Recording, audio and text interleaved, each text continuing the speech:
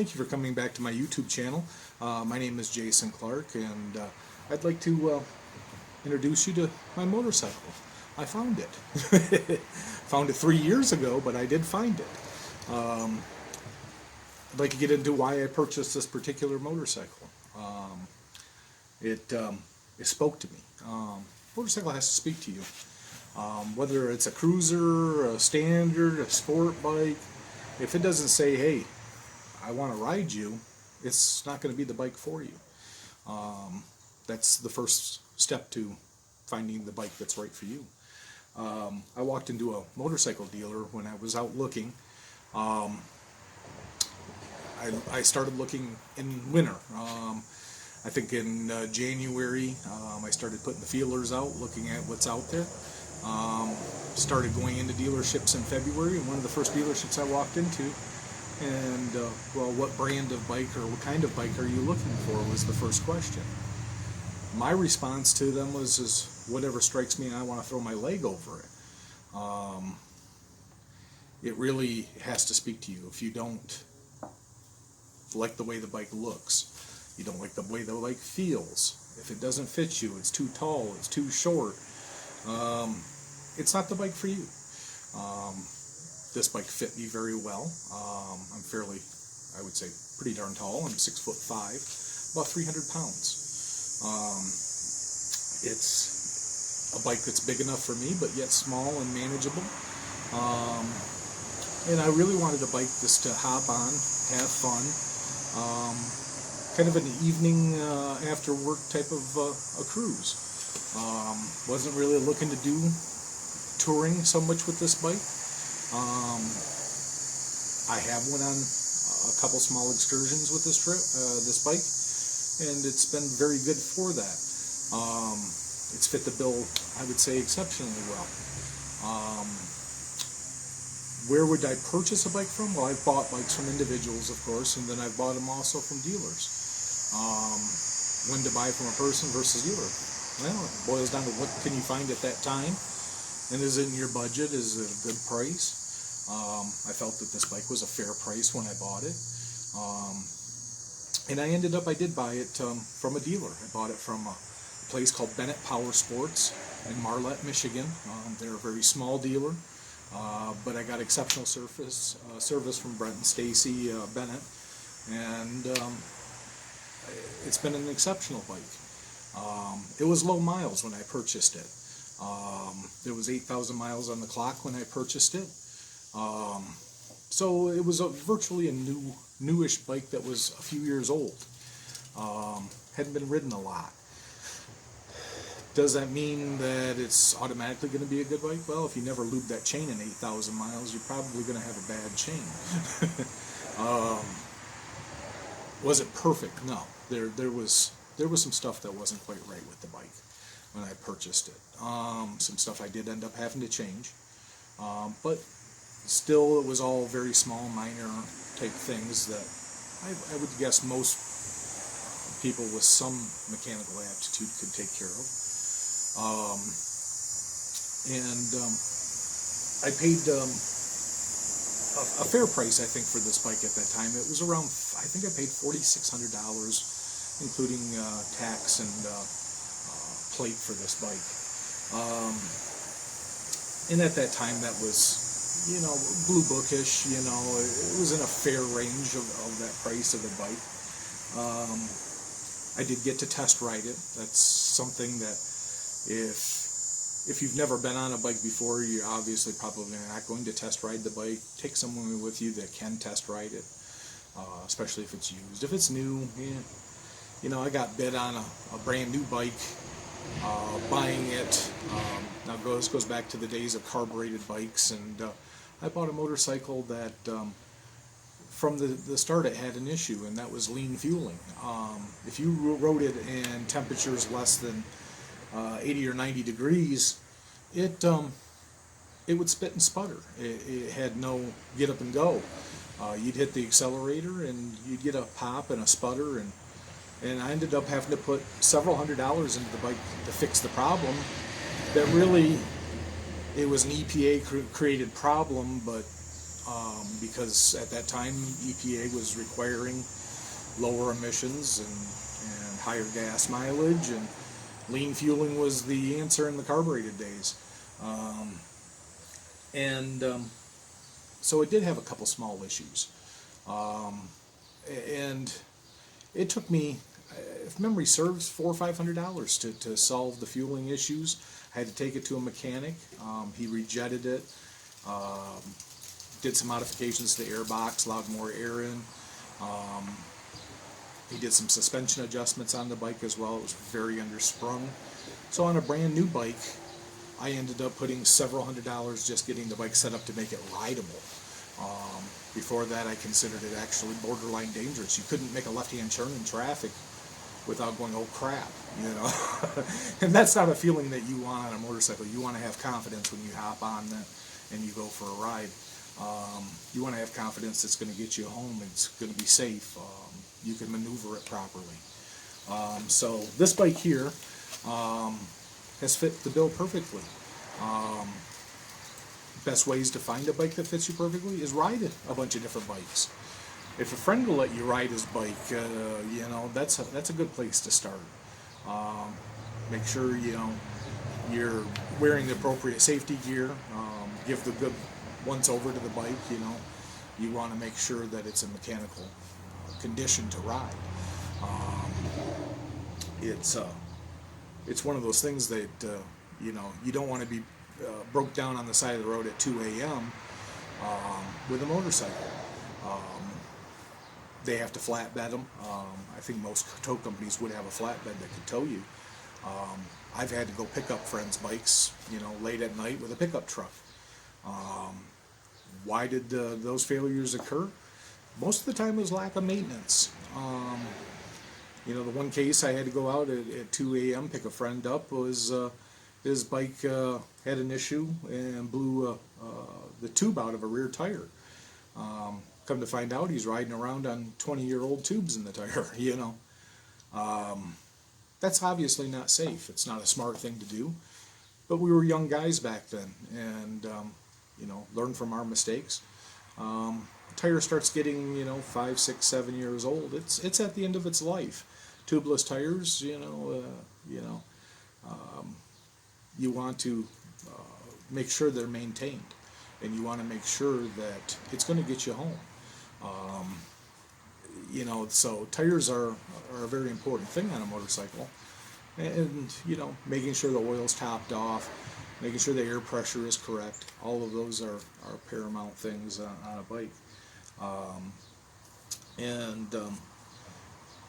So that's basically the introduction to this bike. I bought this bike too because it was unusual. You don't see this bike every day. In this area, I've seen one other of this brand. Same model, it was a couple years newer, but I've seen one in 3 years.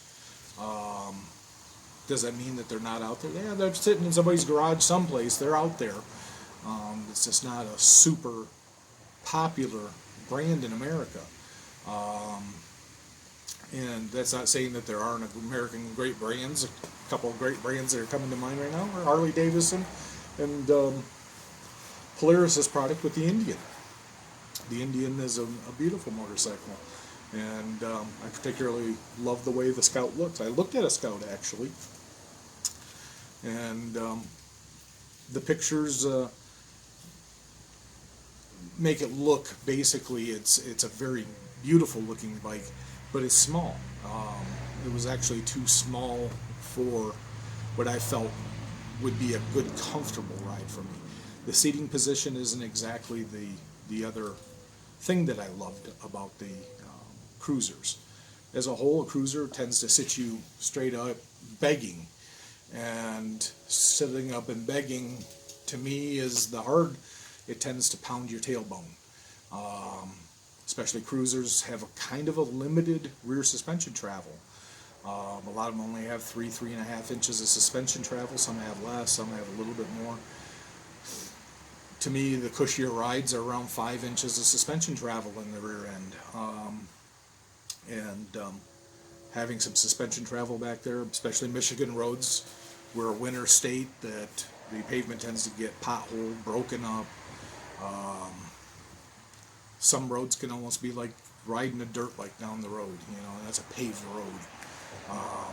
It's hopefully going to get better in Michigan with our road maintenance, but they're just absolutely horrible roads in some areas at certain times. Now, that's not saying that our interstates are horrible. No, they're actually pretty smooth, and some of them are actually like glass. They're so smooth. We're talking, what my main goal was to ride back roads, get out of traffic. That's one way of mitigating your risk of riding, is by getting out of traffic, paying attention to the road, kind of knowing the road and where it's going. If it's a curvy road, take the turns with caution. Pay attention to the speeds of the turns in the curves. Don't ride past your limit. New riders, immediately think that they're a racer and think that if it's posted 35 miles an hour in a curve, they can do 70. There's lots of riders that can do 70 or well past 70 in a 35 mile an hour curve. It's not safe, it's not a good idea, and it's just kind of stupid to go that fast on a public road. It's not saying that your ride can't be thrilling. A 35 mile an hour turn can be thrilling in itself. A 25 mile an hour turn can be scary at 25 miles an hour. It just depends on the road, the condition, the day of the year. Have they put new gravel on the shoulders of the road? Somebody dragged gravel from a dirt road into that turn? So that's one thing I always look for in Michigan, is turns with apexes that have roads that are intersecting into them. Very important things about riding a motorcycle in rural areas. These are definitely off the beaten path type roads. Some roads, you go 10 miles north of town here, and it may only see a few cars a day go down that road. But to me, that's where the best riding is, because you can kind of relax and not have to worry about cars so much pulling out in front of you or making left-hand turns in front of you.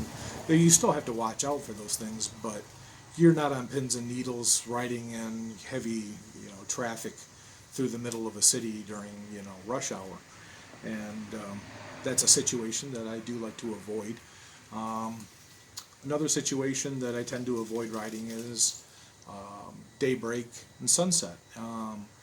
When the sun is low and you're fiddling in your car with the sun visor and you're trying to keep it out of your eyes, that's the time that's going to be hard to see a motorcycle. Back when I was a young guy, one of the first things that I learned riding a motorcycle was ride with your headlight on all the time. Well, today they pretty much, anything that you buy that's a modern motorcycle will automatically have the headlight come on when you fire it up.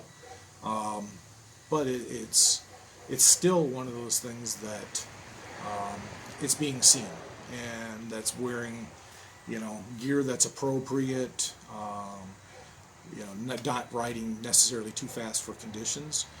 If you're going 70, 80 miles an hour, you don't pose as big of a picture to an oncoming car. So it's one of those things that mitigating your risk is one of the ways that you can avoid getting hurt on these things. And wearing proper safety gear. I mean, it still goes back to that. Safety gear is,